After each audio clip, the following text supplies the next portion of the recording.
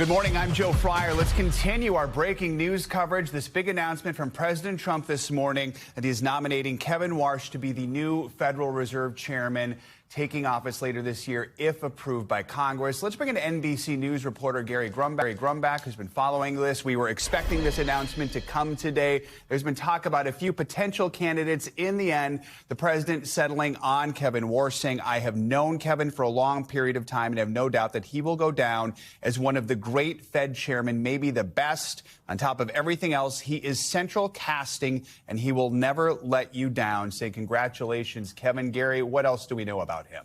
Yeah, Kevin Warsh served as the youngest Fed governor back during the financial crisis, actually, in 2008. So he's done a very similar job before.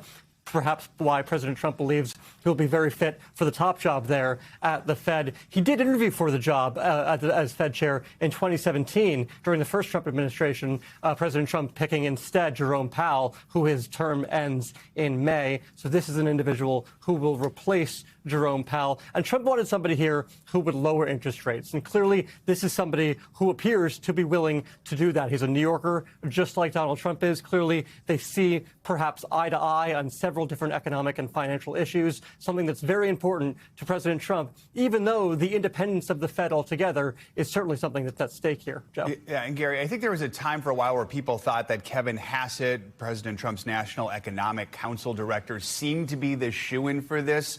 Did something change over the last few months to point things away from Hassett and toward Warsh? So he was looking at several different people. He was looking at Kevin Hassett. He was looking at Kevin Warsh. He was looking at a BlackRock executive, somebody who's already in sort of the private sector and in that world, in the financial world. Kevin Hassett has been the head of the National Economic Council since President Trump's first administration, certainly somebody who's been on the inside of the administration. And perhaps this is something that Trump and his advisors did want to give some space to between the administration and the Fed. Of course, for decades, this has been two independent places. You've got the Trump administration over the White House, and then you've got the Fed who controls monetary policy in the United States. So the fact that perhaps it's not Kevin Hassett, somebody who is so close to President Trump, could be a positive thing for the markets. Gary, stand by, because I'm going to ask you more about sort of what comes next in Congress's role in a moment. But we do want to bring in Investopedia editor-in-chief Caleb Silver. Caleb, this appeared to be where things were leaning, at least in the last day or two. Your reaction to Kevin Warsh being named the Federal Reserve nominee chair by President Trump? I think it's a choice that's going to be easily approved by the Senate when it finally goes to confirmation. This is a person who's already served on the Fed Board of Governors. He's been critical of this current Fed and for the past couple of Feds in general, but he's also got private sector experience. He's got academic experience. He's worked on a global scale, and he's working as an advisor within private equity. You know, private markets are a big supporter of this administration, so I don't think there'll be an issue with that. I think in general, people that know Kevin Warsh and know his work over the last couple of decades know that he knows how to work both inside and outside of government, and I think that's going to be useful with this administration. And he's also been critical of the Fed being sort of too soft, as a lot of people have criticized it, especially when it comes to not just the interest rate policy, but buying government bonds, growing its balance sheet, so taking supply off the market or putting it onto a market to ease financial conditions. I think you're going to see a more dovish Fed here in that it's more willing to acquiesce to business, to lower rates, so that money will be cheaper and the economy will keep growing at this pace. Remind us here, Caleb, Kevin Warsh will not be the only person making these decisions. There is a board of governors. Could there be some conflict over the way we've seen the Fed approaching things so far, slowly bringing down the interest rates, voting not to change anything this last time around, drawing the criticisms of President Trump, who wants to see more declines faster in the rates? How could this play out in the coming months once he's approved? Yeah. There are 12 voting members of the Federal Open Market Committee that do vote on interest rates, and they all have a say in the matter. We just saw at this most recent interest rate decision, it was 10-2 in favor of keeping rates where they are. So it's still pretty split. That said, the president may have another appointment to make on the Federal Reserve, depending on what happens with the investigation and the lawsuit with Lisa Cook. And also, he's got Stephen Miller there, whose term ends this Saturday. That could be extended. So all of that could change the chemistry. One big bogey is what will happen with Fed Chair Powell. Will he stay on as a Fed governor after his term ends as chair in May? That could shift the balance as well. So the drama will not stop at the Federal Reserve even with this nomination. It's only going to intensify. How do you expect Wall Street to react to this news today, Caleb? Yeah, I think fairly positively, Wall Street is still digesting some fairly not so good news from some of the earnings reports we heard last night. We saw a big sell-off in software stocks. I don't think it had anything to do with the president's choice here in Kevin Warsh. I think a lot of that was expected. If you started to look at some of the betting markets and the chatter around Wall Street, everyone was sort of pointing to Kevin Warsh as the probable pick. I saw him speak last summer at the Reagan National Economic Forum in California. He was very much on the side of a dovish Federal Reserve policy and having the Fed support the administration versus battling against it all the time. So I think this was expected. Wall Street will probably not react negatively to this. In fact, over time, I think they'll warm up to the idea, especially if the confirmation goes through. All right. And Gary, real quick, I do want to ask you, spell out how this process is going to move forward in Congress now. Have Democrats made any statements about how they feel about the Fed chair position? Any Republicans out there who've raised any issues about potential Trump nominees? Well, Democrats certainly want it to be a completely independent process, right? And this will be going through the Senate confirmation process, just like any of Trump's nominees do. In terms of the individual will have to have meetings with senators who perhaps might have some questions or some issues with the individual. And one of the questions that I'm sure is going to come up is, if Donald Trump tells you to do something, will you do it, right? The answer should be no, right? And we'll see what the answer ends up being from Kevin Warsh here, as he is the nominee to be the Fed chair.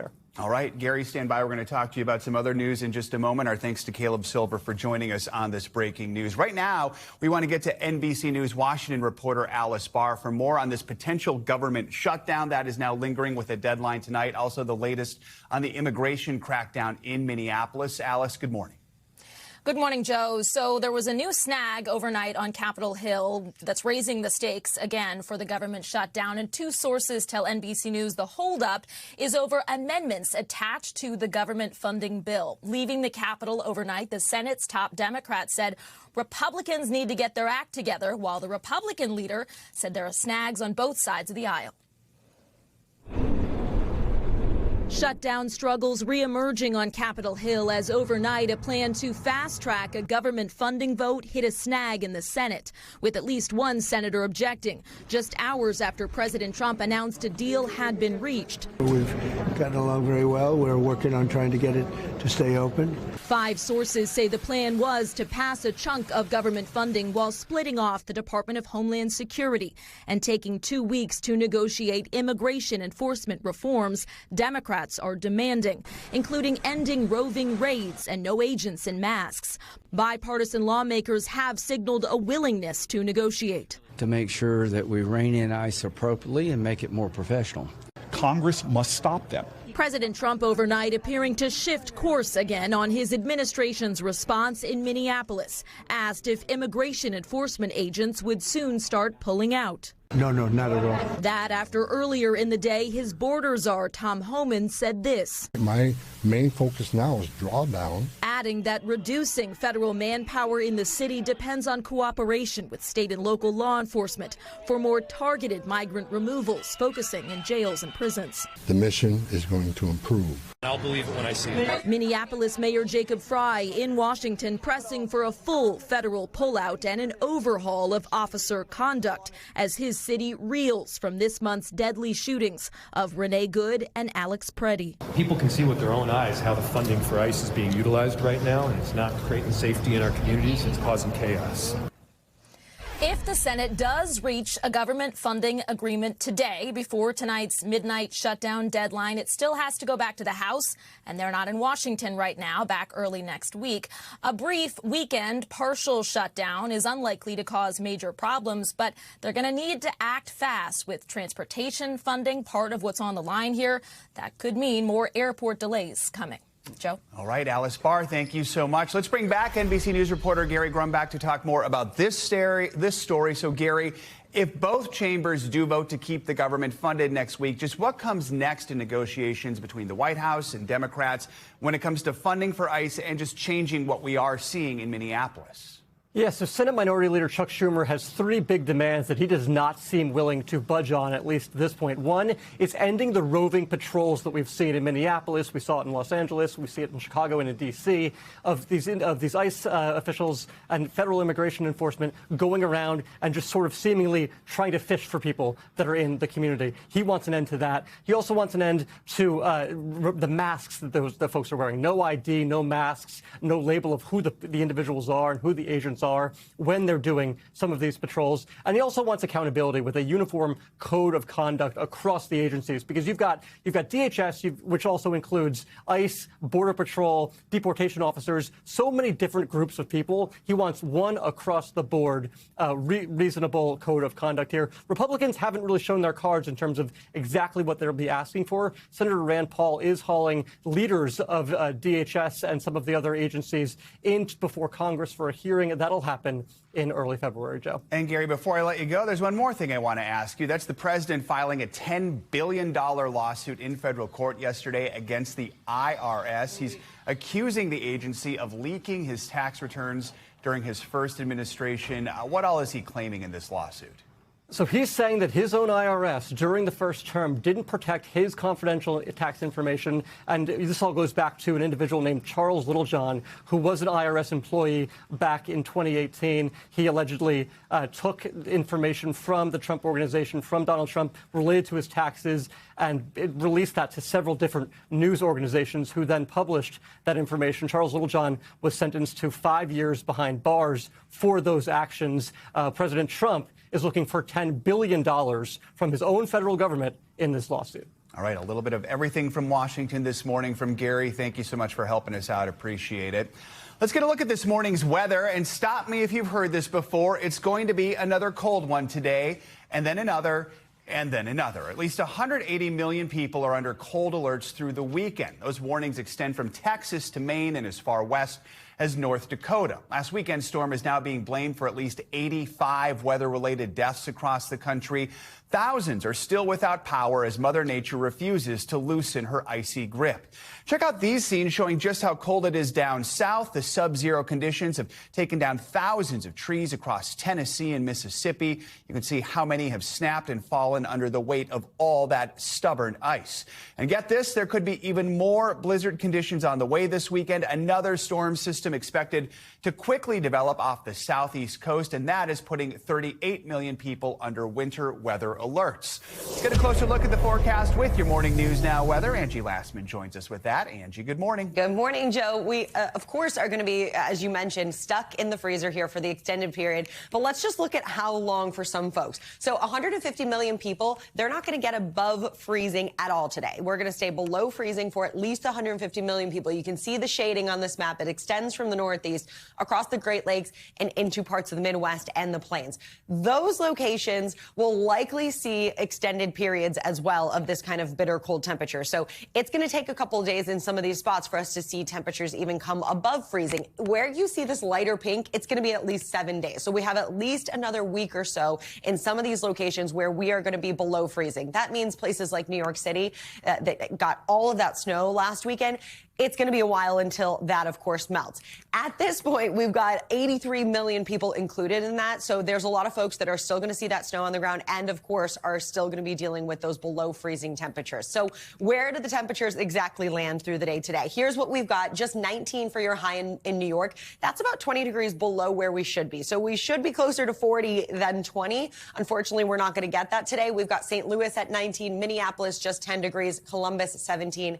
And you add in a bit of wind, and we know those temperatures feel much cooler than that. We've got teens still on tap tomorrow for Kansas City and Cincinnati, the 30s for Wilmington, 27 degrees for Atlanta, and we roll right into February with these frigid temperatures in a lot of spots. So Minneapolis, Cleveland, into the teens and 20s, Boston as well as we finish out our weekend in its 30s across the board, even into next week as we look to Wilmington. Now, Florida also going to see some potential record lows with this next push of Arctic air as we get into Sunday morning. And you can see see, there's a whole lot of those, not just for the Sunshine State, but across parts of the Southeast. We've got West Palm, Miami, Melbourne, Gainesville, Tallahassee. You get the picture. Montgomery, all included in this for these potential records as we see the chance for some dangerous freezing temperatures by Sunday morning. We'll likely see some damage to trees, and I say that because of the crops, of course, across specifically Central Florida. We know there's a lot of citrus agriculture going on there. This will be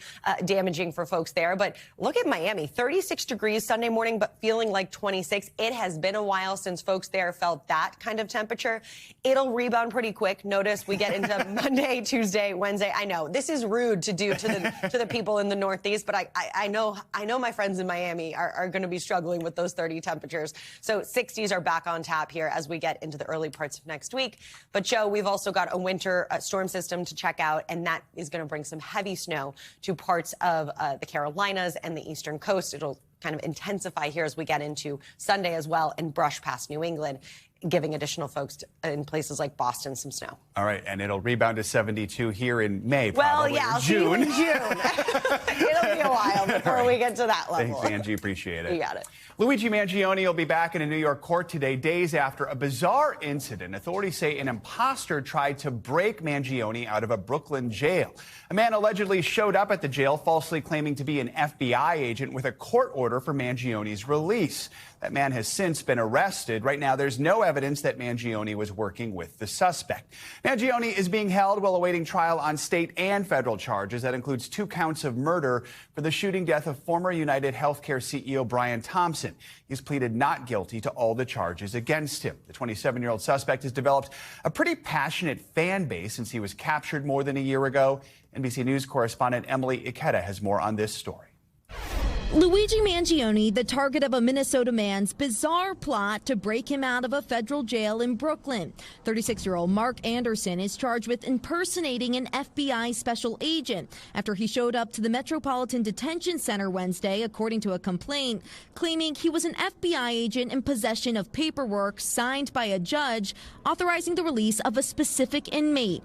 A law enforcement source telling NBC News that inmate was Mangione, who is one of MDC's highest profile inmates, along with Venezuela's former autocratic leader, Nicolas Maduro. Court documents also show when asked for credentials, Anderson displayed his Minnesota driver's license and then claimed to be in possession of weapons.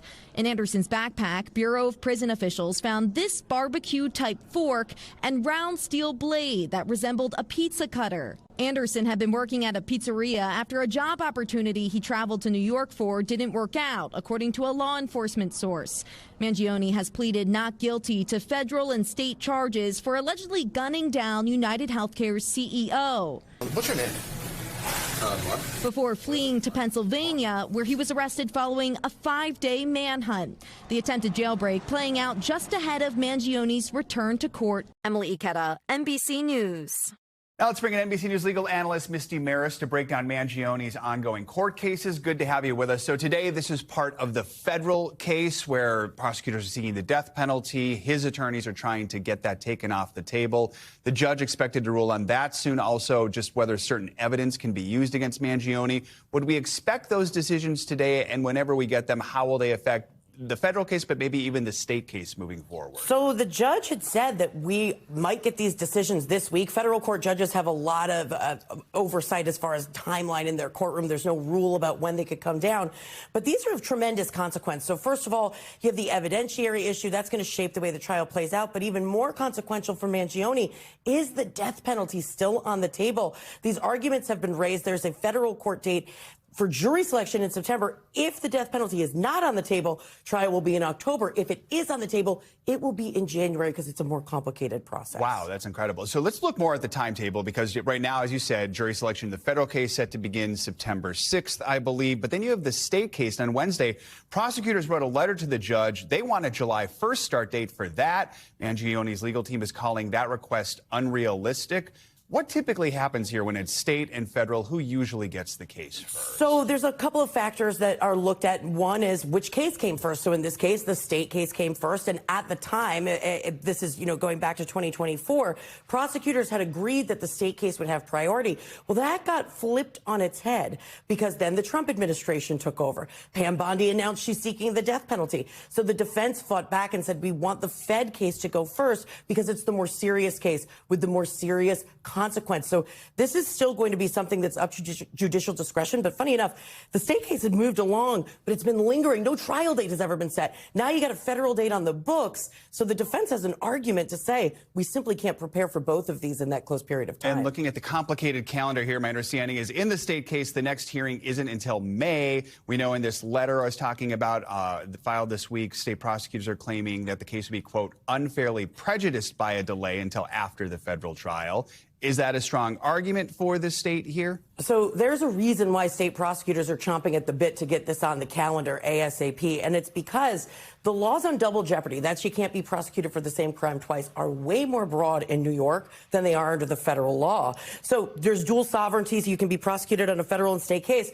But Mangione's team will undoubtedly raise this argument, and they have a leg to stand on. And what prosecutors don't want is a situation where they take that risk. They're fighting whether or not they can even bring the charges because the federal court case moves forward. So that's why they want to see this go before the Fed case is even Seems like we could have 2 trials this year, or we could have 0 trials this year. There's a lot still to be decided, basically. Absolutely. Right? All right, Misty Maris, good to have you with us. Thank you so much. Much more to come here on Morning News Now. Later this hour, a historic shift. America's population now growing at one of the slowest rates ever recorded. We'll look at what's behind the decline. Up first after the break, advanced technology on patrol in China. A look at the robotic police officers being used in some cities. We'll be right back.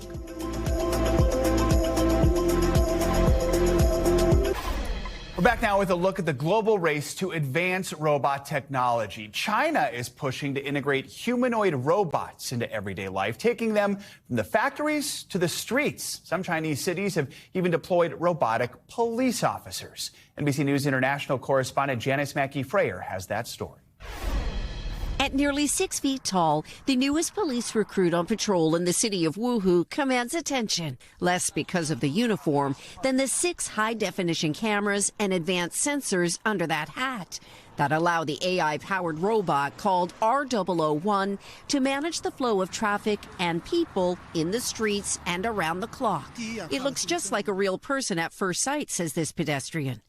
Real-life robocops like this have been rolled out in other Chinese cities too, including Chengdu, Hangzhou, and Shanghai. One of the police instructors says the robots work alongside human traffic officers, or they can tap into the traffic lights to work solo. The robocops aren't designed to be particularly fast or fearsome, but they are a key part of a wider strategy here to show off China's advances in robotics and to make machines more familiar to the humans whose lives they'll soon be transforming. Chinese robots have moved quickly from factory floors to daily life since 2015, when China's government declared robotics an industry to dominate. It has scaled up to produce 595,000 industrial robots and 13.5 million service robots in the first 3 quarters of last year. Morgan Stanley predicts China's robotics market will hit $108 billion by 2028. There are now more than 150 companies making humanoids. So how long have you worked here? We went inside one of the leading firms called Unitree last year and met G1 EDU. The robotics industry is backed by state funding, a lot of it, as well as venture capital. China's supply chain and talent pool help too. Describe the pace at which robots and humanoids are evolving here. Once it will work, it will go very fast. I think the unsolved problem at the moment is really still the brains. You don't want to have a robot that does a job 90% right. You need to have it do it over 99% right. The robotics craze here is also powered by a state-sponsored public relations machine. Videos across social media show off robots kicking and performing stunts. Last year, Beijing hosted the first ever World Humanoid Robot Games, with robots in all shapes and sizes competing in events ranging from soccer to sorting luggage. These days, it's about accelerating embodied AI to build robot brains that can both think and interact with humans. With China's aging population and declining birth rate, robots and humanoids will change the future of work and daily life here, leaving the trundling robocops on duty in Wuhu to be only a preview of what's to come. Janice Mackey-Freyer, NBC News, Beijing. Coming up on Morning News Now, a troubling trend among teenage boys. The results of this new research are absolutely astounding. 1 out of 3 boys in this country are gambling online before they're old enough to vote. When we return, we're going to take a closer look at that growing gambling problem. We'll be right back. We are back now with a look at a new study about teenage boys and gambling. Betting is no longer just in casinos. It's in commercials, on our screens, and built now into sports culture. And if adults are seeing it every day, well, that means teens are too. NBC News Daily anchor Kate Snow shows us just how common gambling has become among teen boys. Hey there, Common Sense Media surveyed more than 1,000 boys between the ages of 11 to 17. They found more than a third of them had gambled in some form in the prior year. It's hard for them to avoid social media posts about gambling, some even watching live streams of other people gambling. My son, this time asked me like a month ago, was like, hey, can I get like $100 to bet on sports? No. It's like, what? It's a question more and more parents are dealing with. Gambling was once confined to casino floors in Las Vegas, but a 2018 landmark ruling by the Supreme Court allowed states to legalize sports betting. And from there, the floodgates opened. You covered. They got tons of slots to choose from, like cash. A new study from Common Sense Media finds 36% of boys 11 to 17 report gambling in the past year. The legal gambling age varies by state, but everywhere in the U.S., you need to be at least 18 to gamble. Jim Steyer is the CEO and founder of Common Sense Media. I think the results of this new research are absolutely astounding and a wake-up call for every parent everywhere. 1 out of 3 boys in this country are gambling online before they're old enough to vote. He says it's starting young. 32% of the 11-year-olds Common Sense Media talked to said they gambled in the past year. By 17, that number jumped to 49% of boys. And 60% of 11 to 17-year-olds are seeing ads for gambling on YouTube and social media, usually not by choice, but pushed to them in their feeds. Every drive can change the game. Arthur started at the 5 and took a parlay into the end zone. We've all seen the ads for sports betting, which some boys are doing. Others are gambling in person, like card games, or going to online gambling sites. And nearly a quarter are doing something Common Sense Media calls online gaming-related gambling. Think of kids buying things inside online games where you take a chance, like loot boxes and gotcha pulls. You might get something valuable, but you might not. And more than half of the kids they talk to are using real money to make those purchases. Common Sense Media says that's a game of chance and can be a gateway to more. Clinical psychologist Michelle Chung sees it that way too. She has a 12-year-old boy who does not gamble, but he and his friends play video games. I mean, so there are these limited time drops, right? They're all online trying to get that weapon or that special limited edition thing. And do they even know if they're going to get it? They don't. In her practice, she sees teens who gamble, and she's worried. There's a modeling that happens here. Some dads are the ones who are teaching it to their kids without realizing the slippery slope that can come.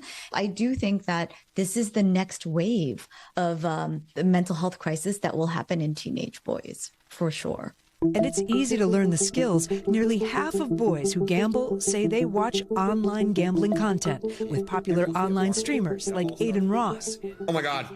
Guys, I got greedy. And popular rapper Drake.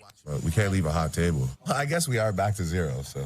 fine a second. We're starting over again. Yeah. Another 100K on state Twitter. Racking up hundreds of thousands of views, streaming themselves gambling in online casinos, winning and losing large sums of money. We reached out to gambling platforms. DraftKings says they use advanced technology to verify the age of customers. The Sports Betting Alliance told us they have a zero-tolerance policy for underage gambling. Gambling is everywhere. How do you reverse that? What do you want the companies that run these platforms to do? Number one, there needs to be age verification on all the social media platforms. Second, there have to be clear advertising restrictions. There are clear solutions here, but the industry has to take responsibility, and lawmakers around the country have to put simple laws in place that will punish companies that take advantage of these vulnerable boys, period. Plain and simple. We also reached out to YouTube. They say they rigorously enforce their gambling policies, age restrict content that promotes online casinos, and don't allow advertisers to target minors. Friends have a big influence here. 84% of boys whose friends gamble report gambling themselves. Back to you.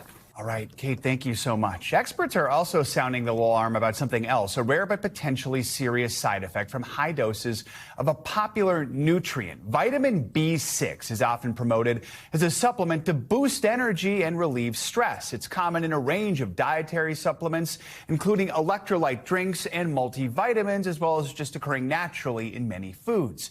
But in high doses, B6 can accumulate in the body and cause nerve damage. To talk us through what B6 toxicity looks like and how to prevent it, Kristen Kirkpatrick, a registered dietitian at Cleveland Clinic, joins us now. Kristen, good to have you with us. First, just bring us up to speed on what's happening here and what is the actual recommended dose of B6. How much are people consuming, or how is it people are consuming so much in high doses? Thanks for having me, Joe. So what we see in the actual recommended doses from the dietary reference intakes are about 1.3 to 1.7 milligrams. The upper limit, which is the amount that we are shown to not go over, is about 100. But what we're seeing is that individuals are experiencing this toxicity at anywhere from either 20 to 50 milligrams, not mega doses. So what we're seeing is really this stacking concept where we're getting B6 in our diet, and then we're having an energy drink, or we're having some sort of immune supplement or a standalone supplement, and it's stacking up, building up in the body, and giving us those symptoms that obviously we don't want to have. So what does, let's talk about those symptoms, too much B6 actually do to our bodies, and what should someone do if they do realize they're just taking too much B6? Yeah, so because B6 is associated with nerve function, this is one of the symptoms we're going to see. So we see neuropathy or sensory neuropathy as one of those symptoms. That could be tingling in your toes, in your fingers, burning sensation, even a loss of coordination. And I think what's really concerning here is that we might not associate any of those symptoms with B6. We might just say, oh, I've got carpal tunnel syndrome, or I slept on my neck wrong. These are things that we might not associate. And so it's really important to notice this and then take a look at, what am I taking as a supplement? Am I taking energy drinks that might be providing a supplement that is causing some of these symptoms? B6 at the end of the day is still an essential vitamin. So how do people ensure they're getting enough of it without overdoing it? Right. So deficiencies are actually very rare. We get plenty of B6 through our diet. We can get that through chicken, through chickpeas, through organ meats, which most people don't consume, but that's a great source of B6, non-citrus fruits. So there's a lot of everyday items where we're getting B6. This is why it becomes so much more the potential of danger when we're getting it in these other sources as well, because we don't realize we're already getting plenty in our diet to begin with. All right, Kristen Kirkpatrick, good to have you with us. Some useful advice. Thank you so much. Thank you. Coming up, battle of the billionaires. Meta's Mark Zuckerberg now surpassing Amazon's Jeff Bezos to become the world's fourth richest person. And our countdown to the Olympics continues with just 1 week to go. After the break, we're going to introduce you to an Olympic snowboarder on Team USA who's on a mission to fight climate change and save her sport. Morning News Now. We'll be right back. We're back with a look at new Census Bureau data. It shows that America's population grew at one of its slowest rates ever from July 2024 to July 2025. In that 12-month period, the U.S. population rose only about 0.5%. 5%. Now, the Bureau says the sharp decline in immigration under President Trump is partially responsible. NBC News chief data analyst Steve Kornacki takes a closer look. All right, the bottom line number in the Census Bureau's estimate for the U.S. population now, 342 million. Obviously, it's a very big number, but inside that number, there is this. You see a downward tick in this graph over time here. What you're seeing here is the rate of growth, the annual rate of growth for the U.S. population. And you can see in the most recent estimate here, this is covering basically the middle of 2024 to the middle of 2025. That rate of growth has come down. So it's a big number, but it's not growing like it was. What are the ingredients that go into that? Two major things here that you can see. Number one, the red line, this is a long-term trend, and you can see now a slow but steady long-term decline here. That's the birth rate. People just aren't having children like they used to. That really started declining almost 20 years ago. You could see that has come down. Also, what you have here is net immigration. That is the blue line. Now, this is from the Census Bureau. It does not distinguish between legal and illegal immigration. And what you see here was it was a giant spike. This sort of in the Biden years right here. And again, we say this most recent estimate, 24, 25. You can see now the end of the Biden administration into the Trump presidency. The policies, probably the Trump presidency having something to do with this here. That number starting to come back down here. But again, those are the ingredients there. Decrease there in that immigration number, continue low on the birth rate that has that overall rate of population growth dropping for the country. There's also longer-term consequences here, potentially politically. 2030, we will get new reapportionment, they call it. They'll change the number of electoral votes per state based on the census. You're getting mid-decade estimates here, basically, from the census at the state level. There's a couple different formulas out there estimating what this might look like. We're showing you one of them right here. This is not hard and fast. Again, this won't happen until 2030, but what you're seeing is right now, this is roughly what it could look like if they redid the electoral vote per state right now, reapportionment. And you can see here, primarily the states losing electoral votes, they would be blue states primarily here. The states gaining primarily would be red states. What this would mean if this is what actually happened, again, this is a rough estimate here, but if this is what actually happened in 2030, look at it this way. In 2024, Donald Trump beat Kamala Harris 312 to 226 in the Electoral College. Remember, 270 you need to win. If you applied these changes, it would be a net gain of 9 for Trump. He would have had 321, net loss of 9 for Harris. It would have been 321 to 217. And what that would have meant is if this is what the future looks like for the Electoral College, remember we talked so much about Pennsylvania, Michigan, and Wisconsin in 2024. Trump won all 3 of them. But under something like this, Trump could have lost all 3 and still won the presidency. It's that longer-term dynamic. Declining population in the north, what they used to call the Rust Belt, continued growth in the Sun Belt, and I think it really sets up long-term post-2030 states like Georgia, North Carolina, Arizona really being more important than ever in presidential elections. All right, Steve Kornacki, that was fascinating. Thank you. Moving from data to dollar signs for some money headlines. Apple is shaking up Wall Street this morning following an iPhone sale rebound. NBC News business and economy reporter Allie Canal has your Money Minute. Good morning, Allie. Good morning, Joe. That's right. Apple just posted its most profitable quarter ever, thanks in part to that holiday iPhone boom. The company reported record iPhone sales helped by higher priced models and a strong rebound in China as revenue jumped nearly 16% and profits surged to more than $42 billion in the 3 months ending in December. Apple says demand has been so strong, it's actually straining supply, even as the company continues a more cautious rollout of AI features compared to its big tech peers. And across the Atlantic, Deutsche Bank is under the microscope. German federal prosecutors say they've raided the investment bank's offices in Frankfurt and Berlin as part of a money laundering investigation involving past business ties with foreign companies. Authorities said the probe is looking into unspecified employees and unknown individuals, and it's not the first time. Deutsche Bank's Frankfurt headquarters were last raided in 2018 as part of a separate money laundering investigation. NBC News has reached out to Deutsche Bank for comment on the searches. And back at home, Meta CEO Mark Zuckerberg has officially passed Amazon founder Jeff Bezos to become the world's fourth richest person. This comes after Meta shares surged on a blowout earnings report. The Facebook parent company posted stronger than expected revenue and profits and is doubling down on AI with plans to spend well over $100 billion on data centers and infrastructure. The stock's jump added more than $22 billion to Zuckerberg's net worth.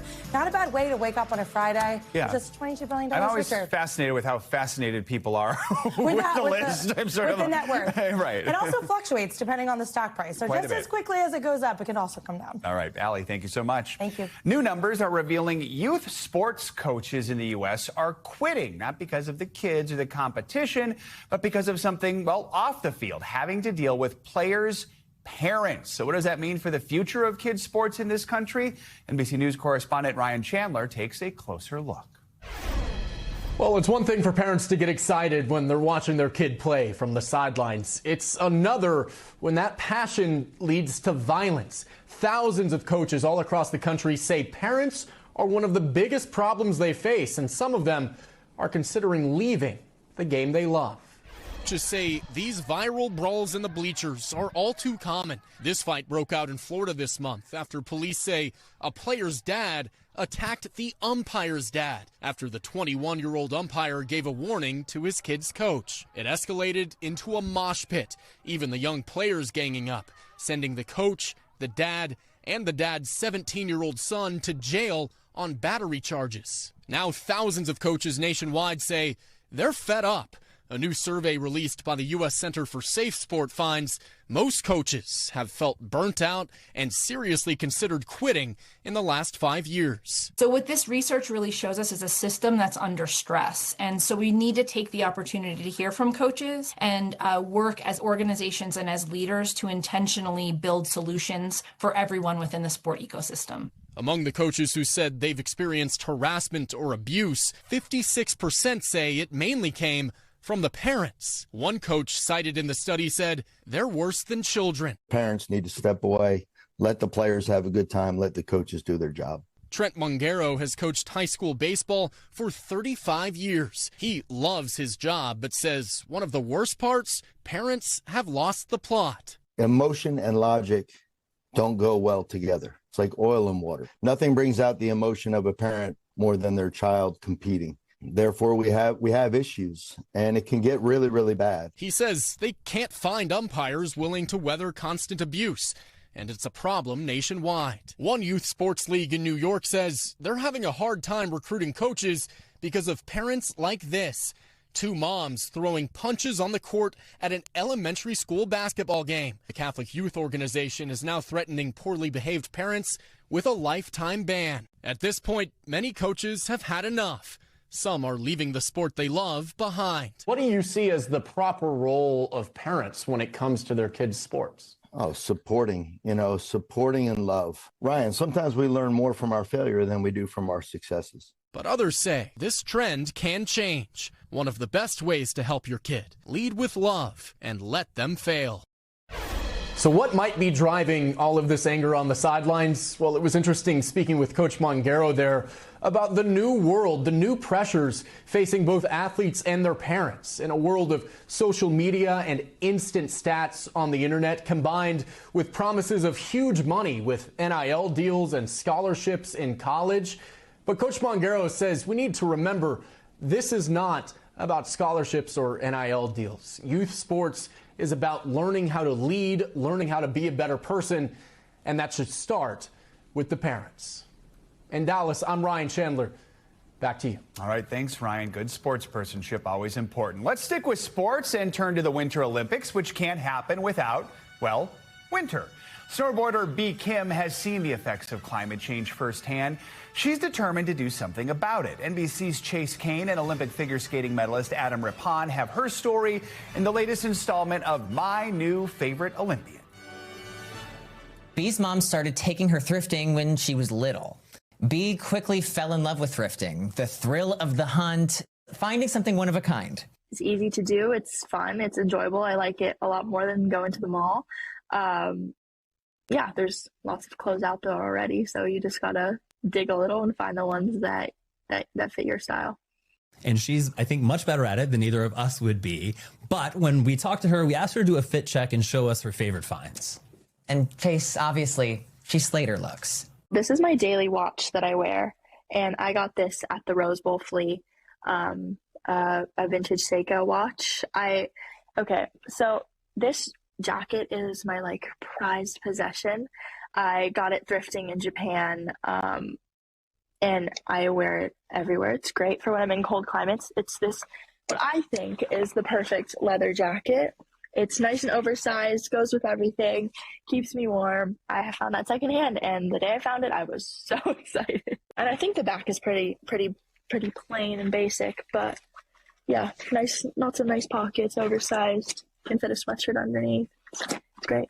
For anyone wondering why we're talking about fashion in the context of climate change, it's actually because the pollution produced by the fashion industry is greater than all international flights and global shipping combined. And then get this, more than 85% of all clothes end up in landfills. So every item that we go and thrift and wear again, we're actually keeping that out of a landfill and helping offset this big problem.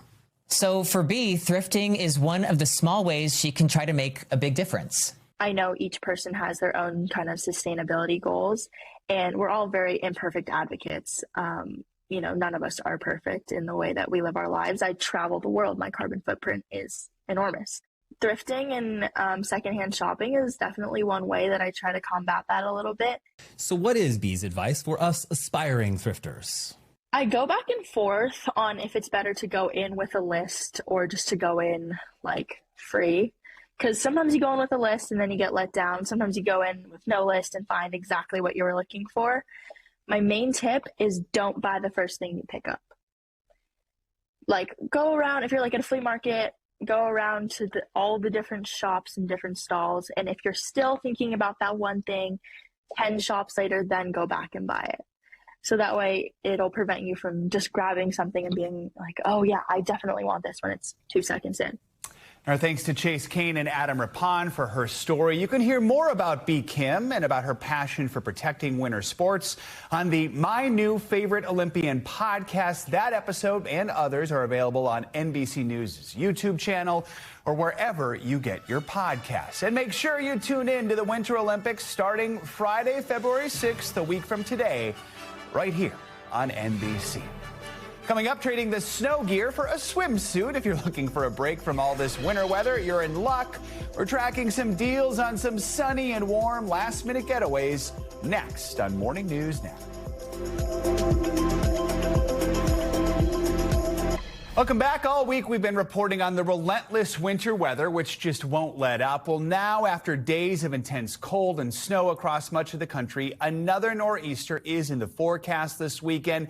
You can't control the weather where you are, but you can control, well, where you are. So let's get some expert tips on how to escape the frigid temps and get some sun, find out which destinations are trending and what deals are to be had. There's no better guide to all this than going travel expert Katie Nastro. Katie, good morning. I'm feeling like you're in a hotel, perhaps. Maybe you're not in New York. What's going on here? Where are you? Joe, you have caught me. I was able to finally escape the frigid temperatures, and I'm in Miami for an event this weekend. But don't be too jealous. Just be moderately jealous because it's only 60 degrees here and the sun is not out yet. So it's, it's not all it's cracked up to be. Yeah, Angie did tell us earlier this hour that's going to be like the coldest in a very, very long time in Miami, but still. Of course. I'd rather be where you are. All right, so we just had the major winter storm here. You know that disrupted thousands of flights, including yours, as you were trying to get there to Miami. How long normally does it take for air traffic to get back to some semblance of normalcy after a storm like the one we had? And just as passengers, are there things we can do to have a smoother journey if we know there'll be delays? Yeah, Joe, it really depends on the storm's severity as well as how much notifications airlines provide for customers so they can make plans. Best case scenario, it's roughly 24 to 48 hours before we see operations back to normal. But in Fern's case, with so much of the country disrupted, we're still seeing airlines sort of come out on the other end. Americans specifically having one of the roughest days in its operational history, canceling roughly 45% of its flights on Tuesday, as well as having 35% of its flights outrightly delayed. So, with some of the cities that it's flown into, operationally, with the freezing temperatures, it can really take some time to get on the other end. So best case scenario for travelers is to sit tight for that 24-hour period. And really, it just depends on how much of the country is really impacted. So looking at the weather not only in your city that you're flying out of, but for the rest of the country as well. Okay, so if we want to take some inspiration from you right now and head to warmer weather, maybe even warmer than Miami right now, what deals are available? Yeah, we're seeing a lot of uptick in interest for places like Hawaii, as well as the U.S. Virgin Islands. You don't have to take your passport, which is always fun and great and easy. Places like Puerto Rico as well. You can head from Chicago to Puerto Rico for $277 round trip. That is 60% off right now. We tend to forget February. Most of it is the low season. So we're still seeing some of these great deals available, as well as you can head from Seattle to Honolulu for $238 round trip. Or if you want to stay mainland U.S., you can head to Fort Myers area, southwestern Florida, one of my favorites, $299 round trip, and that's 40% off all in the Going app. We have about 30 seconds left here, but I know there's also a trend for microcations. Just explain what that is and how we can do it.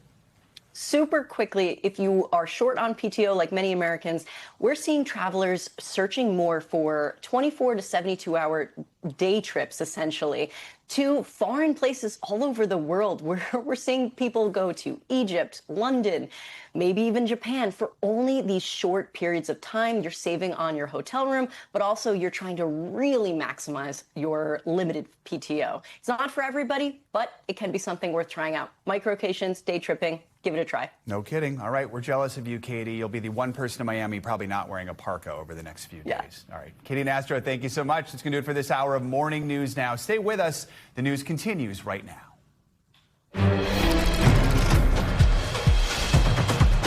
Breaking right now on Morning News Now, a whirlwind week in Washington capped off by a major shakeup at the nation's central bank. In a social media post this morning, President Trump nominating Kevin Warsh, a former Federal Reserve governor, to succeed and embattle Jerome Powell as chairman. Comes as Mr. Trump's director of national intelligence, Tulsi Gabbard, faces searing questions from top Democrats over that FBI raid on a Georgia election office, which she attended earlier this week. It also comes as that potential pullback of federal officers in Minneapolis, a move teased yesterday by Border Czar Tom Homan, is seemingly contradicted by the commander-in-chief. We are covering it all. Also this morning, a 1-2-3 punch, widespread power problems along with frigid temps plaguing millions as we head into the weekend. But Mother Nature is unrelenting and has yet another round of severe weather up her sleeve. Angie Lastman is tracking a brand new nor'easter that could cause even more chaos to the East Coast. Plus, if you're looking to ditch the cold, it could cost you some extra cash at the nation's airports. That's if you don't already have a real ID. When exactly is that long-teased deadline? How much will travelers have to fork over? And could it actually muck up TSA lines as weather-weary Americans look ahead to the sun-kissed skies of spring break? And later in the hour, why all those supersized Super Bowl food deliveries might look a little different this year, thanks to some high-tech, even downright adorable solutions from some of the biggest names in noshing. Morning, happy Friday. Good to have you with us. I'm Joe Fryer. Let's begin this hour with some breaking news out of Washington. President Trump has named former Federal Reserve Governor Kevin Warsh as his nominee to be the next chair of the central bank. The president has made no secret of his desire to see interest rates cut more aggressively. It's a position that has put him at odds with the current Fed chair, Jerome Powell, whose term ends in May.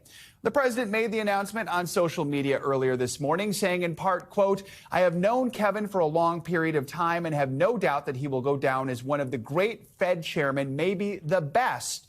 On top of everything else, he is central casting and he will never let you down.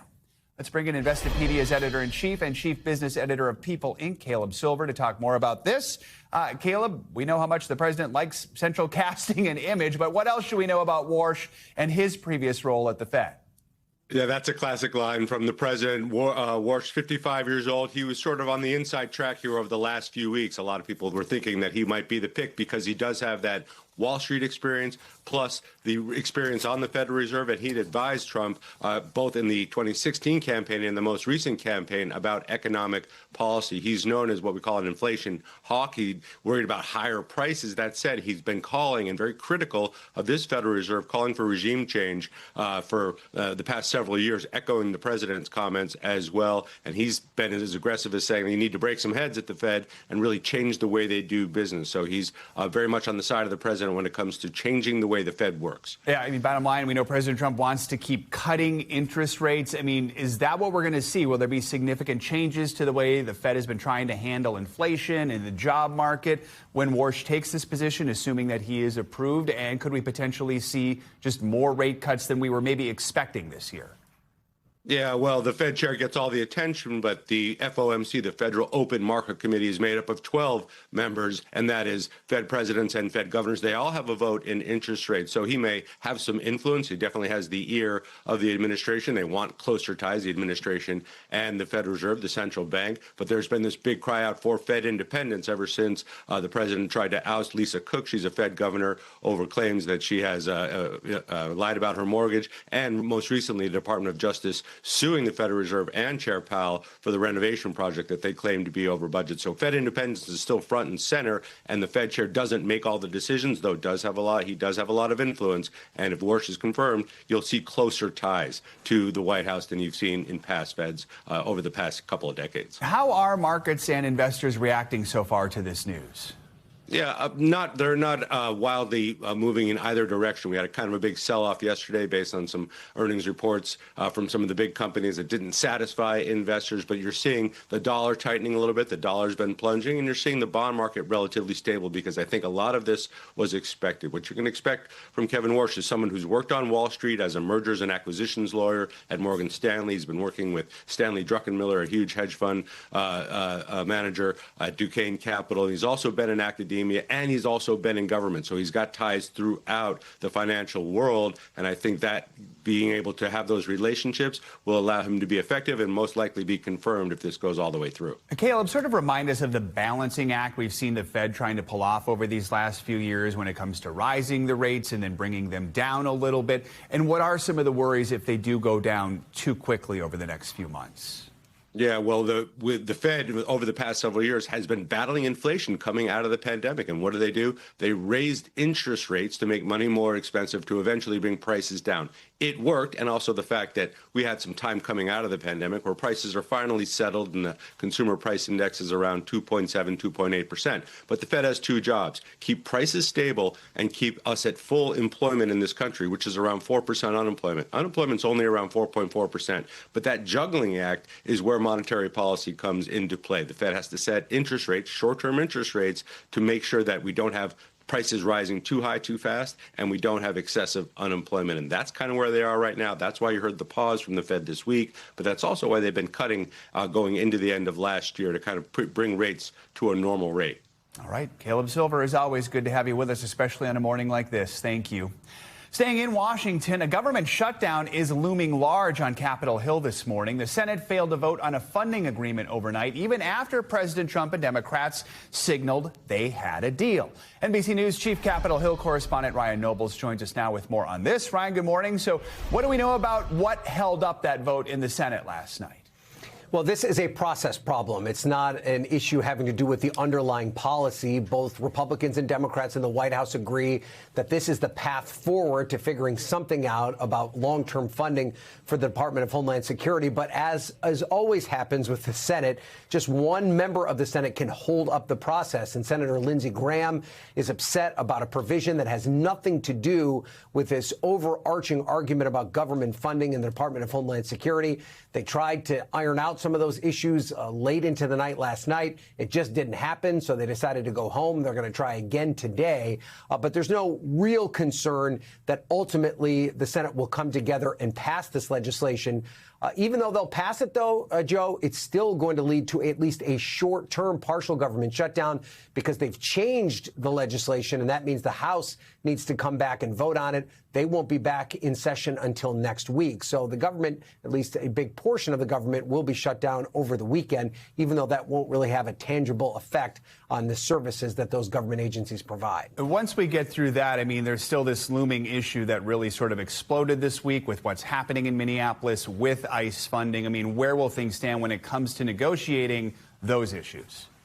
Right. So it doesn't have anything to do specifically with ICE funding because the big, beautiful bill, President Trump's so-called big, beautiful bill, funded ICE for quite a while into the future. So this is really about Democrats using the leverage that they have over the broader Department of Homeland Security funding to try and enact some policy reforms. And they've asked for three specific things. They want to end roving ICE patrols. They want a uniform code of conduct for ICE agents. And they also believe ICE agents should be wearing body cams, have proper identification, and they need to get rid of the masks. Now, it's not clear that the White House is willing to go that far. So that what they are planning to do is provide a 2-week ramp where the two sides can negotiate out some of these finer points and then come to a conclusion as to what the process will mean going forward for President Trump's mass deportation program. What this does, though, Joe, is it takes off the table the funding for 5 other big appropriations packages, including the Department of Transportation and the Pentagon.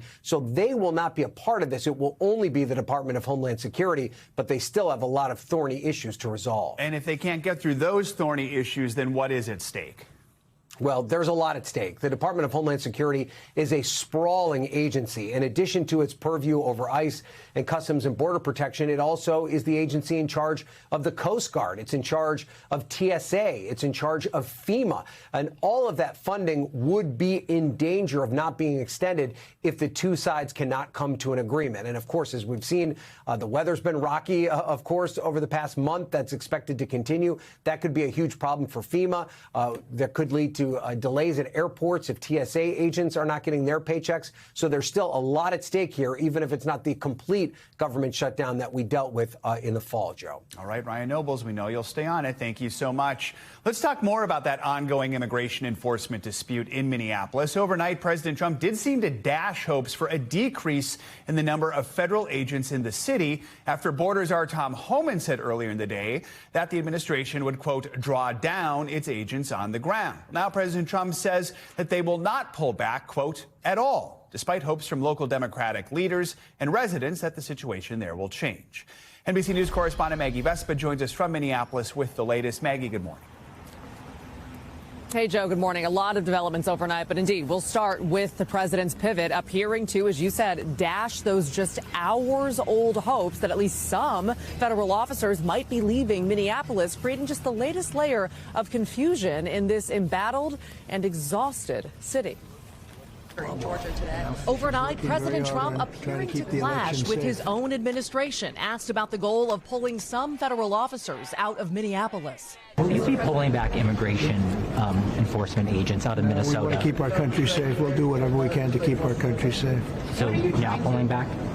No, not at all. This less than 12 hours after Border Czar Tom Homan announced. Based on the discussions I've had with the governor and the AG, we can start drawing down those resources. I'm not here because the federal government has carried this mission out perfectly.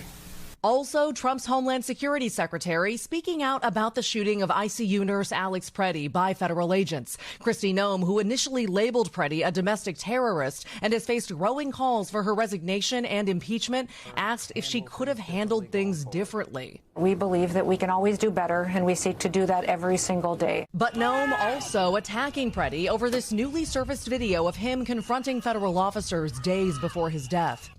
Well, clearly there's a history there of attacking our law enforcement officers, and that's an example of what our officers have had to face every single day. And the president again referencing that video overnight, calling Preddy an agitator and perhaps insurrectionist.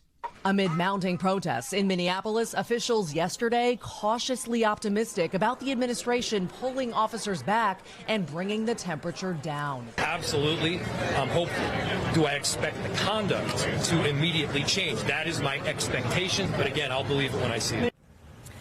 All right, so amid all of that, this morning, the mother of Liam Ramos, that Minneapolis boy in ICE custody with his dad, she's speaking out this morning after, remember, DHS said she refused to take custody of the 5-year-old. She told Telemundo that when officers brought Liam to their home's front door, she was actually inside with another child and said that she was afraid if she opened the door, officers would arrest her and leave that son by himself, telling Telemundo, quote, "It seemed as if they wanted me to run out desperately for my son so they could arrest me as well." Joe? All right, Maggie, thank you so much. For the second weekend in a row, folks are bracing for a winter storm that could hit millions with blizzard conditions. A nor'easter is threatening to drop even more ice and snow on parts of the U.S. just days after that last crippling storm. Hundreds of thousands in the south are still without power, and dangerously cold temperatures continue to linger in several states. NBC News senior national correspondent Stephanie Gosk has the latest on the Arctic blast. Steph, good morning.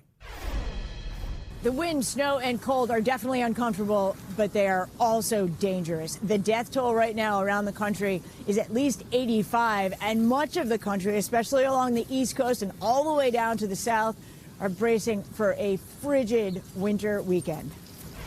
This morning, a deadly winter freeze is gripping the nation, with days of icy roads, heavy snow, and freezing temperatures. The dangerous weather causing chaos. In Arkansas, this courthouse collapsed under the weight of heavy snow, while in Colorado, a deadly crash after a snowplow broke through a median and collided with a Sprinter van carrying a hockey team. We believe that the helicopter went out in the river. A frigid rescue in Missouri after officials say a helicopter crashed into the icy Merrimack River, sending several people to the hospital, while the slow cleanup continues in places like Washington, D.C. Another Arctic blast is on the way this weekend, with over 180 million under cold alerts. There is an urgent rush to restore power to hundreds of thousands of Americans. It's out. Everything. The electricity's out. Officials in hard-hit Tennessee are adding more crews to fix power outages that could carry on into next week. It's a disaster of epic proportion, but we are working incredibly hard for this. And thousands in Mississippi still in the dark for days, with dangerous ice storms leaving many communities frozen. A lot of work to do. The National Guard arriving in Oxford to help with recovery efforts. The mayor there telling NBC's Kathy Park the extent of the damage is shocking. You can't really start recovery until everyone has at least their power and water restored.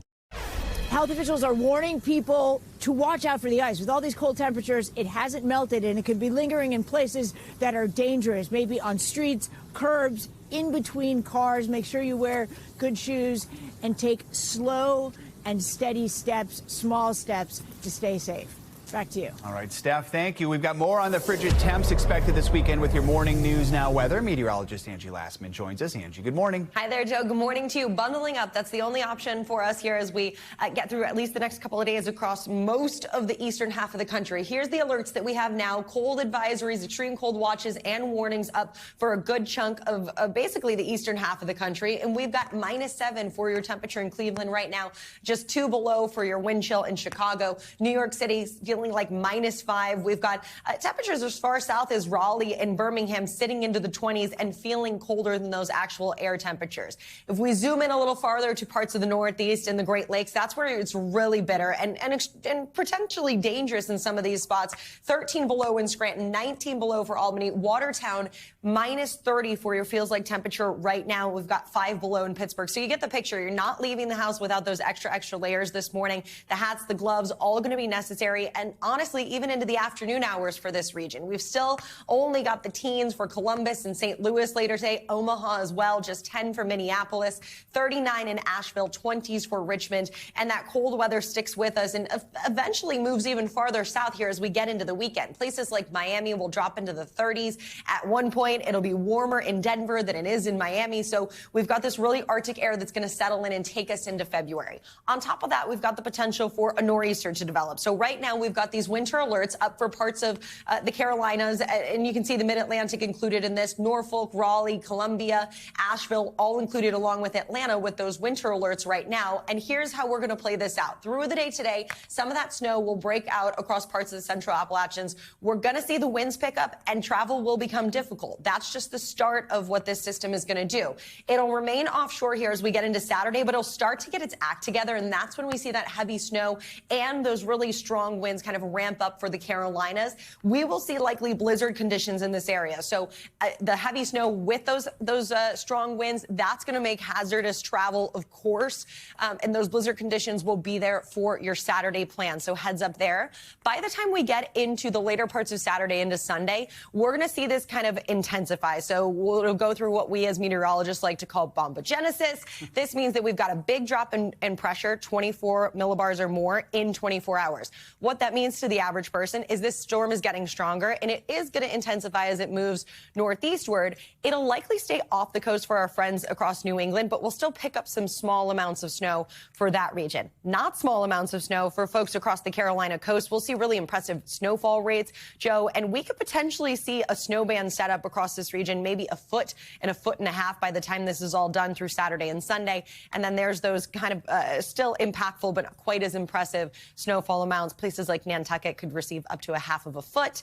And we will be watching for the winds as well. 20, 30, 40, and up to 50-mile-per-hour gusts are going to be possible through the weekend. So a lot to talk about. And on top of that, we know that power outages are going to be a big deal with those strong winds and with the bitter cold. So we want people to, of course, stay connected, but stay safe. Of course. Bombogenesis sounds cool. Now spell it. Put that in a... Bombogenesis. Exactly. Snow Garden of Eden. All right. Thank you, Angie. Yeah. Appreciate it. If you're still unsure about how to prepare in this extreme cold weather, we've got you covered. NBC News correspondent Brian Chung is here with some great tips to not just survive, but to thrive in this frigid weather. Brian, good morning. Start us off with the best practices for snow removal, also just what you should do to winterize your car. Yeah, well, for some areas of the country, you might be getting snow on top of snow that you already got last week. So as you do go out there and shovel, some general guidelines for you. First off, try to shovel every few hours during the snowfall so you're not left with the total accumulation at the very end where you risk throwing your back out. And another good way to make sure that you don't hurt yourself is shoveling in 15 to 20-minute intervals. Give yourself a break. Don't use entirely your back. Use a little bit of your legs as well. You definitely don't want to be pulling something as you're trying to clear out your driveway. Of course, staying warm can mean life or death with this cold. Not to mention, you mentioned the shoveling. Heart attacks could be an issue, but just dressing. How should adults and kids dress when we're dealing with these frigid temps? Yeah, well, the good general guideline, according to the American Red Cross, is that if it's over freezing degrees, like 32 degrees, it's safe to be outside in the proper clothing. Of course, you want to layer up. But if it is between 13 to 31 degrees, the idea is to take indoor breaks every 20 to 30 minutes, warm up, then go back outside. Again, that applies very well to shoveling. If it's less than 13 degrees, the idea is really just to stay indoors. If you do absolutely have to go outside, layering up is the good tip. Dr. John Torres says that 3 layers is generally best, with a waterproof layer over the top. Woolen fleece is going to be best, as well as using hand warmers for extra heat. And I did realize that I didn't talk about the cars, as you asked in the last question. When it comes to your cars, make sure that you have at least a half tank full in your vehicle, and make sure that your tire pressure is fully pumped, because that is the first place that you tend to lose a lot of pressure. That is, of course, when it's cold outside. For homeowners, what are some essential tips to best be prepared? Yeah, so for homeowners, the idea is that you want to stop those pipes from potentially freezing over. If it's less than 20 degrees or less for prolonged hours, that is when you run the risk of those pipes freezing and, even worse, bursting. Make sure that you wrap any sort of frozen pipes with a warm towel. You could also use a hairdryer. Stock up on batteries and water in the event that you have a blackout. We've seen that as an issue in the last few days. Also, I've seen a lot of people talk about tarps on their cars. If you do indeed have a vehicle, or you could use it on the driveway as well. The good general rule of thumb is that if it's about an inch or 2, you could use a tarp. But if it's over that, it's actually going to be more troublesome than it's worth to try to use one of those tarps. So if you're getting heavy accumulation, let's say more than 2 or 3 inches, tarps might not be the best method, but it could be a really great option for quick, easy snow removal if it's less than that. Yeah, I was about to say, you could really throw out your back there with that tarp. Yeah, so, right. Be careful. I'm not sure if I want to do that one. All right. It's not just about surviving the cold for many folks. It's also just like the winter blues. I mean, this has been a long winter. A lot lot of snow, a lot of cold, if you're cooped up inside for days and feeling down, give us a mood boost here, Brian. Yeah, look, seasonal affective disorder, right? You haven't seen the sun in so long. It's too cold to go outside and get any sort of activity in. Light therapy is going to be a great way to get around that. There are, in fact, great lamp options on Amazon and Best Buy that bring the warmth of the outdoor sun into your apartment or into your home. Stay active. If there's a treadmill or any weights that you can use to make a workout routine inside, that's a great way to get those endorphins firing. And also stay social. Zoom or talk to anyone, to make sure that you have that social connection, even if you can't physically leave the house. And even if you do get snowed in, there's some still fun options. Obviously, there's sledding, but you can even try making a little bit of ice cream outside. All you really need is milk, sugar, and clean snow. You can make a nice little treat outside. I know there is some no people New not York convinced snow. about it, but it's popping off on TikTok. So if they're doing it, it's good enough for me. Good for you. Don't do the yellow snow. All right, Yes, Brian, right. thank you so much. Appreciate it. Yep. Much more to come on this Friday edition of Morning News Now, including Big Food's big bet on robot delivery drivers. They may come off as cute when they roll down the street, but they are still far from perfect. First, how much it could soon cost you to pass through those airport TSA lines without a real ID. We have been talking about it for years, but this weekend, the deadline has finally come. We'll explain next. We are back with a first-of-its-kind medical trial in the UK. Select patients are getting a chip device implanted in their brain. The chip was developed by Neuralink, a technology company that's owned by Elon Musk.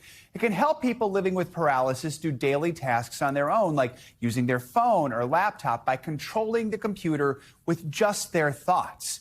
Only 21 participants are currently enrolled in the trial. In a Sky News exclusive interview, science and technology editor Tom Clark spoke to one of the first British patients to get the implant. It's a massive change in your life where you can suddenly no longer move any of your limbs, and this kind of technology kind of gives you a new piece of hope. Though he's paralysed from the neck down, Sebastian Gomez Pena can now control his laptop and phone using just his mind. Everyone in my position tries to move some bit of the body to see if there is any form of recovery. But now I think I'll move my hand to the right, to the left, think about clicking my fingers, and the technology just understands what I want to do, and it does it. Yep. You wouldn't even know the chip was there until it needs a daily charge. If you hold it to my head right there, this means this is how you charge it. So I'm charging the chip. That is exactly what you're doing. A keen rugby player and musician, Seb had just finished his first term at medical school when he made one ill-judged dive off a boat on holiday. When I dived, I hit the floor and hit my head, and alongside breaking my neck, also broke my front two teeth, and yeah, that's how I started. But it ended up with Seb enrolling in the first UK trial of the Neuralink device, a 5-hour operation performed largely by robot, which, through a hole in his skull, inserted threads 1/10 the thickness of a human hair, connecting 1,000 electrodes to the part of his brain that controls hand movements. It makes the experience a lot better. This is the first time his doctors have seen him since the device was switched on. That's brilliant. This technology is going to be a game changer for patients with severe neurological disability. And those patients have very little, really, to improve their independence. Neuralink, which allowed us to access the trial but didn't want to be interviewed, now confirmed 21 people have been fitted with the device, including 7 in the UK. Some users are able to train the AI that interprets their brain signals to type on a virtual keyboard, even control a robotic arm, or just played with their children. Oh, you smoke, man. The company's controversial founder promises even more. As we advance the Neuralink devices, you should be able to actually have full body control and sensors from an Optimus robot. So you could basically inhabit an Optimus robot. The future is going to be weird, but pretty cool. Weird, and with it, serious questions about future users' safety and privacy, but a way off. Neuralink still needs to do larger trials and share its data with the public to prove these devices are safe and effective long term. Elon Musk, whatever you think of him, does have a record of success. But in this endeavour, He depends on brave, determined volunteers like Seb to deliver it. Tom Clark, Sky News, London. President Trump is issuing a new warning to the UK as Prime Minister Keir Starmer visits Beijing to strengthen ties with China. NBC News International correspondent Danielle Hamamdjian joins us now to take us around the world in 60 seconds. Good morning, Danielle. Good morning, Joe. The first visit to China in 8 years by a British Prime Minister triggered this reaction by President Trump that it is dangerous for Britain to be getting into business with Beijing. As Western leaders try to navigate Trump's unpredictabilities, Keir Starmer is the latest leader to travel to China in hopes of improving relations with the world's second largest economy. Trump, who himself is planning to travel to China in April, threatened to impose tariffs on Canada after Mark Carney struck deals with Beijing on his recent visit there. To South America now, where Argentina has declared a state of emergency across parts of Patagonia due to uncontrollable wildfires. Since the beginning of January, more than 90,000 acres of forest, grasslands, villages, and tourist resorts in Patagonia have been ravaged by the fires. And finally, not the news we want to hear a week before the start of the Olympics, American skiing star Lindsey Vonn has crashed in her final World Cup race in Switzerland before the Milano Cortina Games. She was left limping and clutching her left knee. Vonn is scheduled to compete in the women's downhill on February the 8th. And Joe, hopefully she'll be well enough to compete by then. No kidding. We hope so as well. All right, Danielle, thank you. Coming up, is it a bad reception? The glitzy DC premiere of Melania overshadowed by a big budget controversy and one massive personal payday for the First Lady. We're going to take you behind the scenes next.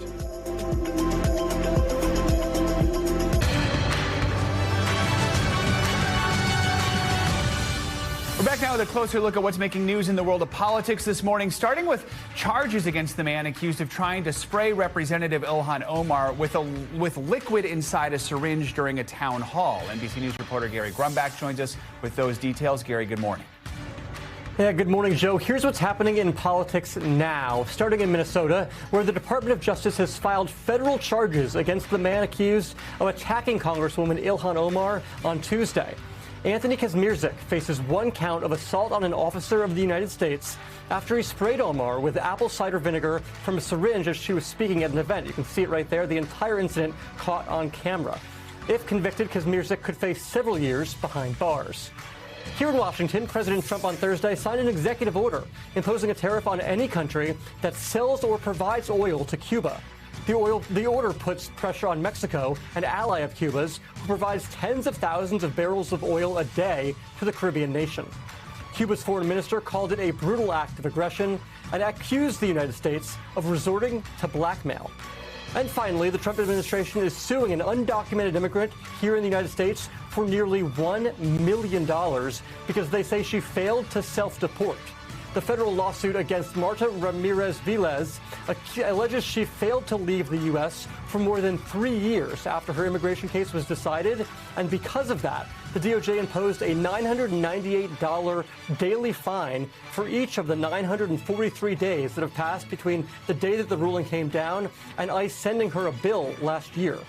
That's what's happening in politics now. Joe, back to you. All right, Gary, thank you so much. In Washington, President Trump joined his wife last night for the premiere of her new film, Melania. The movie is produced by Amazon MGM. It follows the First Lady in the days leading up to her husband's second inauguration. But the film is generating controversy because of all of the money surrounding it, tens of millions of dollars. NBC News Chief Justice and National Affairs correspondent Kelly O'Donnell has more. It's an honor to be together for the world premiere of Melania. Beginning today, the action cuts from the glittering rollout to 1,500 movie theaters across the U.S. and Canada. This film is for everybody. Everybody will connect in a certain level. Melania Trump taking on a project never attempted by any other First Lady. A documentary that bears her name and reflects her control of her image. Here we go again. A glimpse into 20 days before she returned to the White House. They will see what it takes to become First Lady again. Adding to the rarity, the First Lady is profiting personally from the film. A payday estimated at $28 to $30 million, according to the Wall Street Journal, citing people familiar with the matter. Billionaire Amazon founder Jeff Bezos put up $40 million to bankroll the production and another $35 million to promote the film. She's done a great thing. This is a very important piece of work. The rollout has included a White House screening, a stop at the New York Stock Exchange, and setting aside her usual reluctance to do interviews. We could see that the country is divided, and it's very hard, no matter what he says. They don't like to listen. The film has been criticized as a vanity project. Posters defaced, online mocking of available theater seats. Experts say the real review is longer term. It's not a movie that is going to be dictated as a success or failure by box office numbers alone. There's a high potential for value in the streaming channel that Amazon owns. Thanks to Kelly O'Donnell for that report. Melania Trump says she is not done and that more creative projects are in the works. Coming up, the future of food delivery is here and in a slightly adorable package. After the break, we're going to take a closer look at the rise of robot couriers taking to the streets in several states. Big tech's big driverless bet next. Welcome back. Americans without a real ID may finally have to face the music at the airport. In just 2 days, you're going to have to pay a $45 fee if you hope to fly without that upgraded identification. And you'll have to keep paying that fee until you get the new ID. NBC News senior correspondent Tom Costello covers aviation for us and joins us with the details. Tom, good morning. So this may feel like Groundhog Day, right? We've been talking about this for a while, but people are busy. Some still haven't upgraded their IDs. And if you don't have a real ID, it could cost you and take you longer to get through airport security, just as we start planning for the spring break trips. I know what you're thinking. Haven't I heard this before? Yes, you have. From me, back on December 2nd, air travelers have had since May to obtain a real ID. Back in April, about a fifth of the total number of passengers right now do not have real ID. We were talking about the real ID law back in 2019. It takes effect less than a year from now. Fast forward to February 1st, 2026. So 94% of the populations that present at the TSA checkpoint today have a real ID compliant driver's license. The other 6% may have to pay up to fly. How do you know if your ID is real? It should have a star, a bear, or say enhanced on it. If you don't have a real ID, a passport, a green card, government or military ID, the TSA will charge $45 to run a background check and clear you for your flight. You can pay at the airport or even better in advance at tsa.gov confirm ID. But, and this is important, that background check is only good for 10 days. Remember what we said last April. If you don't have a real ID and you don't have a passport, the TSA says plan on an extra 30 minutes for extra screening. So attention all 6%ers, if you plan to fly this spring or summer, get your real ID compliant driver's license so you have a seamless experience going through the airport process. So the Real ID law was passed 20 years ago in response to 9/11 to ensure all states are following the same national security standards to verify identities. But it's taken 20 years to get all states fully on board, and now the last 6%. Are you listening? The final 6% need to get those real IDs. Back to you. All right, Tom, we'll come find you if you don't. A new report is looking at how the next generation is expecting to inherit a large amount of money over the next decade. Economists are calling it the Great Wealth Transfer. Trillions of dollars trickling down to Gen X and millennials from their parents. But that handoff of inheritance won't look the same for everyone. NBC News business and data correspondent Brian Chung explains. It's being called the Great Wealth Transfer. You are living in the greatest transfer of wealth in human history. Not just little rich, rich, mega money rich. Up to $124 trillion expected to shift from the hands of baby boomers and older generations down to their younger heirs. But it's not a simple handoff like some might think. The cold reality? Wealth doesn't transfer. Wealth gets consumed. For anyone expecting a big windfall, unfortunately, I don't feel it's going to be sort of a widespread phenomenon that's going to bring a majority of younger generations into a much more financially secure position. Chase Horton, a senior analyst in wealth management research, says older generations aren't just leaving cash behind. The wealth is really everywhere. It's in 401ks, it's in real estate, it's in insurance and annuities. And people we spoke to saying it's not a check they're banking on. I don't expect to have my pockets lined by another generation anytime soon. That money is coming from the already richer Americans, giving it to their next generation richer Americans. It's the K-shaped economy that financial experts warn about. A majority of that immense wealth is concentrated at the very top of that K, with more than half of the wealth transfer expected to go to the wealthiest 2% of American households, according to recent projections by Chase's team. It's not just the cost of living getting in the way. Any inheritance trickling down to Gen X or millennials could also take a hit due to long-term health care. According to Fidelity, a 65-year-old retiring in 2025 will need more than $170,000 to cover typical health care and medical expenses throughout retirement, as medical care prices have increased about 121% in the last 2 decades. Boomers are going into retirement with longer lives. A lot of millennials should actually sock away money to pay for their parents' long-term care insurance. And then there's one of the only things certain in life: taxes.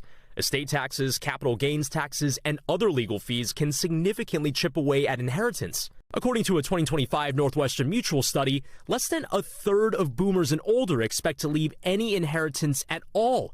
39% don't even have a will. I would tell a middle-class person to expect a debt transfer, not a wealth transfer. So while the wealthiest of older generations might know how to move their money into stocks, bonds, real estate, or cash, the great wealth transfer could serve as a lesson in financial literacy, meaning younger generations should count on other ways to cash in.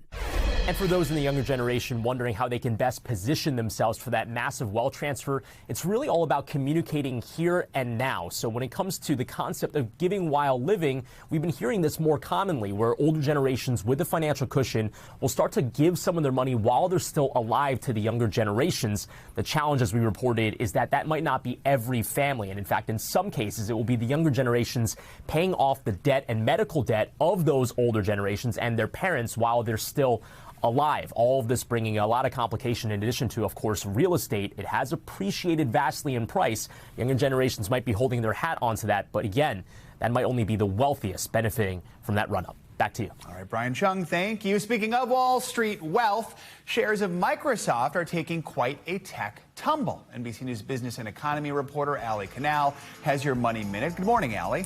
Good morning, Joe. That's right. Microsoft shares tumbled about 10% Thursday after the company reported earnings, erasing roughly $357 billion in value in a single day. That's the biggest drop in the company's history.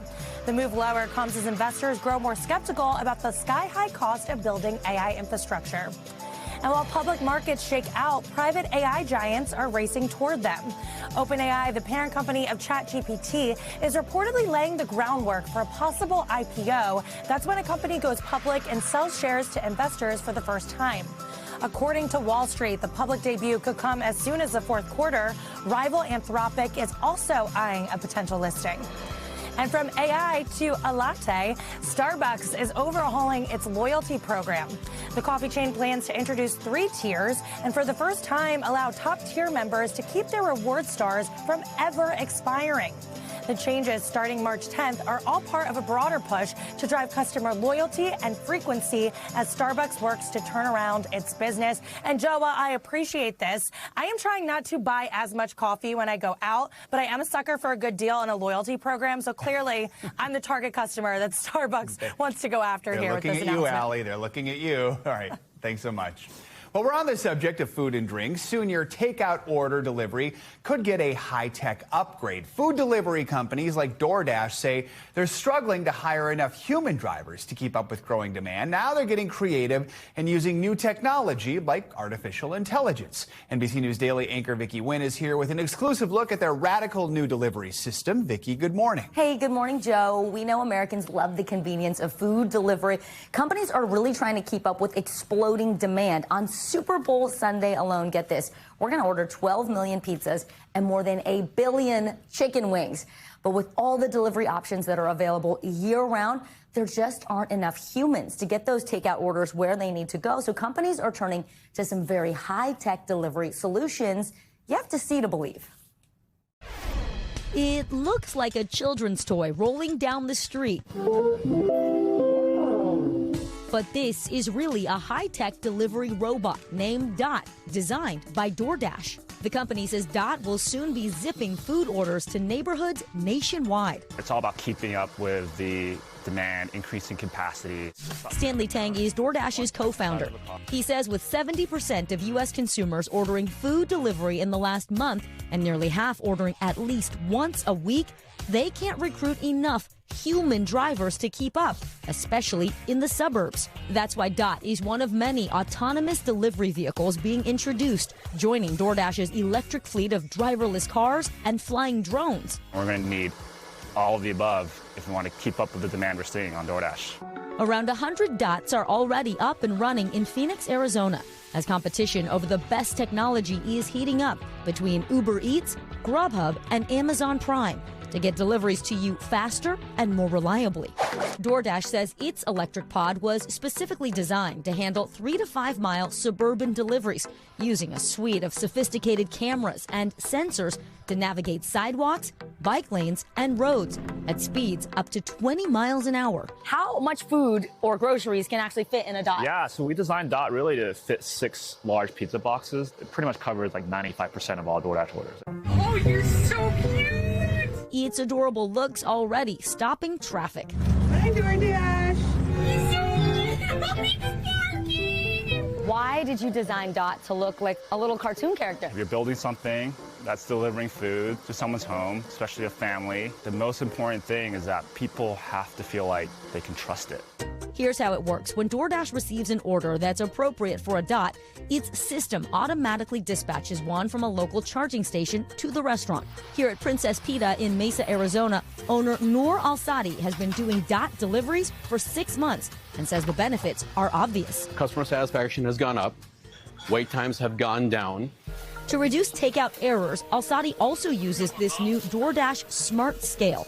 It weighs every order, then uses AI to flag when it's underweight and items are missing. If it's missing something, like it's missing a sauce or missing a pita or missing a drink, they'll flag and say, oh, you're underweight, recheck your bag. By enabling this technology to catch the mistakes and get the food there properly, I'm having less refunds, which makes me profitable on every single order that goes out those doors. We followed a Dot as it went out on a delivery, keeping up with traffic on the side of the road, steering around obstacles on a sidewalk, even sounding an alert when pedestrians were in its path. Excuse us. Please give the robot space to proceed safely. What happens when Dot gets stuck and can't keep moving forward on its route? Does someone come out and help it? Yeah, so we have a team of remote operators that are constantly monitoring and watching Dot. And it can be controlled remotely? It can be controlled remotely. While Dots can't climb stairs or deliver straight to your front door like a human driver, they'll never call out sick or require a tip. Do you have a timeline for when you hope to see Dots in every state? Yeah, we're trying to do that as quickly as we can. We've seen the demand just explode. All right, so it's in Phoenix now, heading to Chandler and Gilbert next month. I hate to ask this question, but there's some bad people out there. So what happens if someone tries to tamper with that cute little robot? Yeah, so here's the thing. They have a central command, and DoorDash is watching. They have real remote technicians, so they'll send someone out. The other thing is, people are wondering, like, well, how about if you try to open it and it's not at the final destination? They use geofencing, so Dot will only unlock when it reaches the home that it's intended to go through, and then you on the app have to press a button to unlock it. It's pretty secure. It's been working well for months now. Listen, you were talking about New York. It's tough because in places with snow and weather, potholes, whatnot, it's tougher. But for the suburbs, which is where the demand is, this is a very realistic solution. Fascinating look. All right, Vicki, thanks so much. Coming up, it is another bitterly cold weekend, so why not warm up with some of the latest and greatest picks from the world of Hollywood? We've got everything you simply can't miss next. Finally this hour, it's Friday, which means it's time for your weekly can't miss list, a rundown of all the movies and shows you need to see this weekend. And you're going to be staying inside, so you might as well do this. Joining us now, Access Hollywood correspondent Emily Orozco. Good to have you with us. Welcome to the can't miss list. Thank you for having me. All right, so we're going to have a mockumentary and a documentary. Let's start with the mockumentary. Yes. This one is called The Moment. It's Charlie XCX, sort of a fictionalized version of herself? It is. So Charlie XCX is, of course, a British pop star, and she plays this exaggerated version of herself. She was going on tour, and she really wanted to capture it, but she decided to kind of do a fake documentary, and it's really funny. Alexander Skarsgård plays the director, and he's hilarious. He's like this narcissistic, fashionable guy. Okay. And Kylie Jenner is making her acting debut. Oh, wow. She's funny. He's hosting SNL this weekend, so a lot to look forward to there. Let's get to the documentary now. A real celebrity, the ultimate reality celebrity star. That's Paris Hilton. This is called a visual memoir. What should we expect with this? So hot, as Paris says. But for real, this is actually Paris kind of unmasked. It's a version of her that we haven't seen in a while. She's a mom now. We follow her on tour for her second album, Infinite Icon. And you'll see a version, if you're a fan of Paris, you're going to see the real Paris, not the dumb blonde version that she used to pretend to be. She's smart. She's very, very smart. She's been smart for years, and she's been making use of every opportunity she's had. All right, next up, I saw the trailer for this, Send Help. Rachel McAdams is not playing Regina George here. Dylan O'Brien's her boss. Every person may think this is their dream. They're stranded on an island with their boss. It gets real dark, doesn't it? This gets 10/10 for just the trailer. It is so captivating. It's a horror comedy. So they basically, as you said, they're coworkers. They go on a plane. There's a plane crash. They're on an island. Horror ensues. These two have to get along, and it does not look like they do. No, I don't think they do. No. But I think she gets a little revenge, it feels like. So I think a lot of people will be talking about that. All right, if you're just staying in and you're streaming, plenty to pick from. The thing I am most excited about on Apple TV, Shrinking, is back for season 3, and we got a special guest star. Okay, this season is huge. Michael J. Fox is making his return. We have not seen Michael in a project in 5 years. Of course, Michael's, has Parkinson's disease. He plays a character that has Parkinson's disease and kind of helps Harrison Ford's character get out of a slump.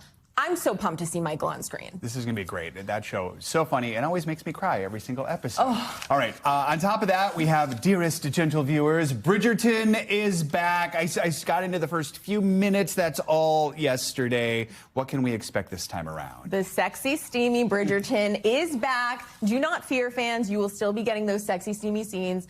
This season centers around Luke Thompson's Benedict and newcomer Yaren Ha, who plays Sophie. It's a Cinderella story this time. We all kind of like to disappear into the Cinderella fantasy of it all. So this season is really, really good. Literally starts with a masquerade ball. Yes, a masquerade ball. Yes. It's giving Hilary Duff's movie Cinderella story. It's kind of taking from that. But of course, Shonda Rhimes is so innovative and so creative. She always keeps us guessing. I always like trying to figure out what the music is too, because it's just these. We get Taylor, scores. Olivia Rodrigo, all the cool songs. Right. Finally, what we got right here is The Wrecking Crew. Two huge stars here, Dave Bautista, Jason Momoa. What should we know about this? I fell asleep watching the end of this last night. It is really good. It is The Wrecking Crew. The fight scenes are gnarly. Like, bring your older kids to this, not the young kids, because I had to close my eyes. I love these two guys on screen coming together. They're just both such kick-butt actors, and the fight scenes, next level. And it seems like they have some funny moments between each other. Oh my God, these guys are so funny. They have this comedic sense that, and I've interviewed both of them, you wouldn't know that unless you really kind of got to know them in that way. They're cool. That's cool. Emily Orozco, good to have you with us. Thanks so much. Appreciate it. Thanks for having me. That is going to do it for this hour of Morning News Now, but don't go anywhere. The news continues right now.